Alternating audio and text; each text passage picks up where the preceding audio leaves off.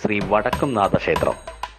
ചിരപുരാതനവും പരമപവിത്രവുമായ ശ്രീ വടക്കുംനാഥ ക്ഷേത്രം തൃശൂർ നഗരഹൃദയത്തിലുള്ള ചെറിയ കുന്നായ തേക്കിൻകാട് മൈതാനത്തിന്റെ മധ്യത്തിലാണ് സ്ഥിതി ചെയ്യുന്നത്. ഈ മഹാക്ഷേത്രത്തിലെ പ്രതിഷ്ഠാമൂർത്തികൾ 3 ശ്രീ പരമശിവൻ, ശ്രീരാമസ്വാമി, ശങ്കരനാരായണമൂർത്തി. ശിവപെരുമാൾ ഏറ്റവും വടക്കുഭാഗത്തും ശ്രീരാമൻ തെക്കുഭാഗത്തും ശങ്കരനാരായണസ്വാമി മധ്യഭാഗത്തും കുടികൊള്ളുന്നു. വടക്കുഭാഗത്തുള്ള ശിവപെരുമാൾക്കാണ് ഇവിടെ ക്ഷേത്രാചാര പ്രകാരം പ്രാധാന്യവും പ്രശസ്തിയും. വടക്കേറ്റത്തുള്ള ശിവന്റെ പേരിൽ അറിയപ്പെട്ട ക്ഷേത്രം പിന്നീട് വടക്കുംനാഥ ക്ഷേത്രമായതായും കരുതുന്നു.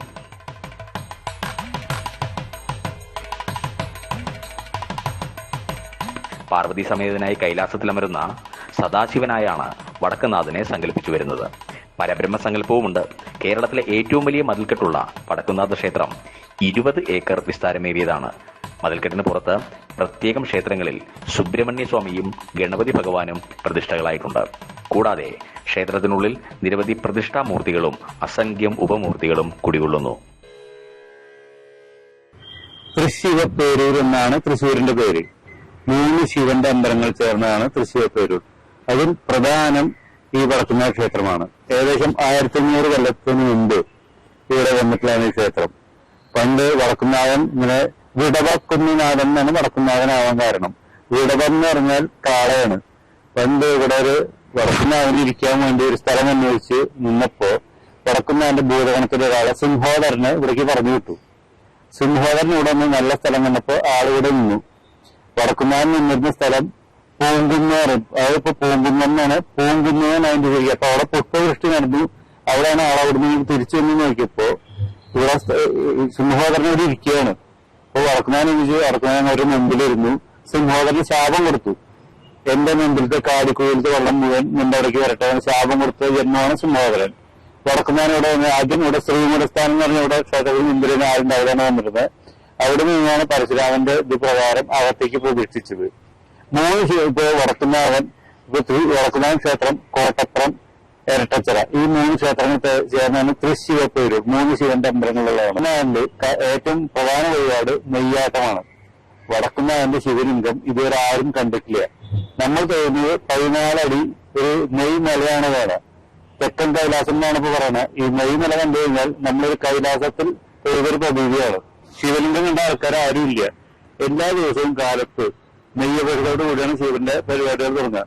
ഈ 14 അടിയുള്ള നെയ്മല ഒരു ഉറുമ്പോ ഒന്നും വരുന്നില്ല. ഇത്രയും വിളക്ക് എത്തിച്ചിട്ടും ഈ നെയ്മല ഉരുകുന്നില്ല. അതാണ് അവർക്ക് പ്രവാസം. അതുപോലെ ഈ ക്ഷേത്രത്തിൽ 2 ഗോപുരങ്ങളിൽ കൂടി മാത്രമേ പ്രവേശനമുള്ളൂ. പടിഞ്ഞാറ ഗോപുരവും കിഴക്കേ ഗോപുരവും. തെക്കേ ഗോപുരം പണ്ട് കാലത്ത് ഇവിടുന്ന് ആൾക്കാർ നടയിരുന്നതാണ് പറയുന്നത്. പണ്ട് കാലത്ത് അവിടെ കാടായിരുന്നു. ശക്തൻ തമ്പുരാൻ വന്ന കാട് വെട്ടി തെളിയിച്ചിട്ടാണ് തൃശ്ശൂർ മാതൃകയിലാക്കിയിട്ടുള്ളത്. അപ്പൊ ആ ഗോപുരം തൃശ്ശൂർ പൂരത്തിനും ശിവരാത്രിയും മാത്രമേ തുറക്കുകയുള്ളൂ. ഇതേപോലെ 4 ഗോപുരത്തിൽ കൂടി കടക്കാനുള്ള അധികാരം പാറമേക്കാവ് ക്ഷേത്രത്തിന് മാത്രമേ ഉള്ളൂ.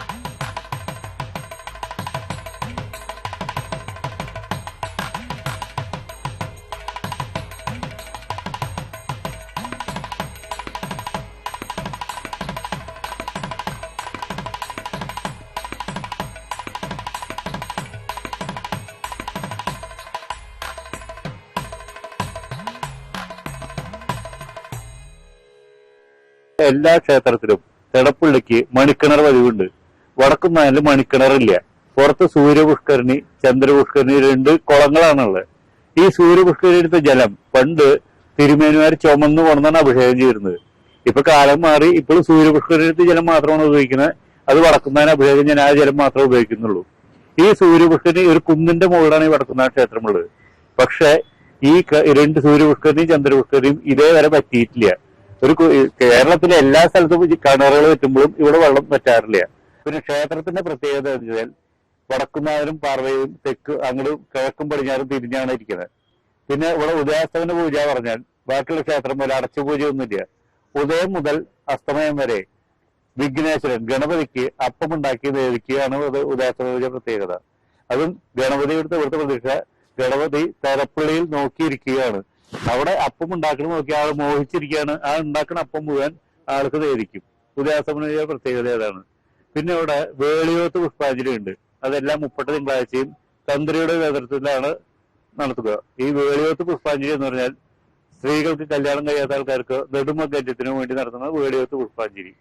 വൈകിട്ട് ഇതേപോലെ ഈ വ്യാസപൂജയുണ്ട്.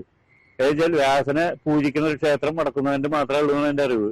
വൈകിട്ട് ദീപാരാധനയ്ക്ക് ശേഷം ഇവിടെ തടപ്പള്ളിയിൽ വ്യാസനെ വെച്ച് പൂജിക്കാറുണ്ട്. കുട്ടികളുടെ വിദ്യാഭ്യാസത്തിന് വേണ്ടിയാണ് ഈ വ്യാസപൂജ നടക്കുന്നത്. പിന്നെ ക്ഷേത്രത്തിന്റെ അകത്തെ പ്രത്യേകതകൾ പറഞ്ഞാൽ വ്യാസശിലയുണ്ട്.